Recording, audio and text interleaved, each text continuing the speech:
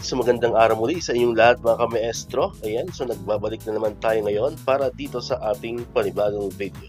Pero bago natin talakayin itong ating video natin ngayon mga kamaestro, kung bago ka pa lang dito sa aking YouTube channel, huwag mong kakalimutan na mag-like, mag-comment, mag-share at syempre, i-subscribe mo na rin itong ating YouTube channel, El Maestro Sir Anton Official.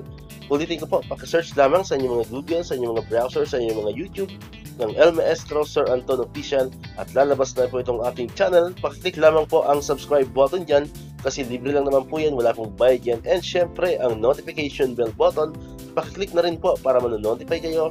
Always updated kayo every time na may mga bago tayong upload na video katulad nito. Alright, so nabanggit ko na kanina kamaestro, meron tayo ngayong panibagong video. Ang video natin ngayon mga kamaestro ay tungkol dito sa bagong advisory po from DepEd. So wala po tayong face-to-face class ngayong darating na Monday, April 8, 2024. So ito po yung buong detalye niyan. Ayan. So nakalagay dito, April 7, 2024, in order to allow learners to complete pending assignments, projects, and other requirements, all public schools nationwide shall implement asynchronous classes distance learning on Monday, April 8, 2024.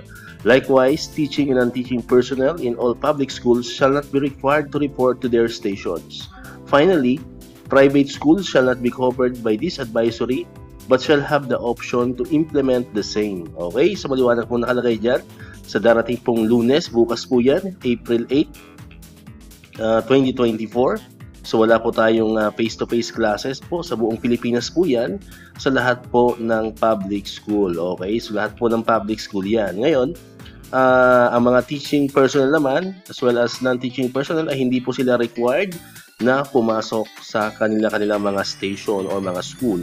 And pagdating naman sa private school, so meron po silang option kung susundin nila ito or pwede namang hindi. Okay?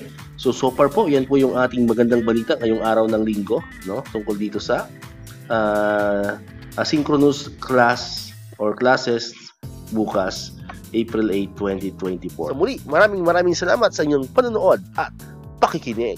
Once again, El Maestro, see you on my next vlog. Bye-bye!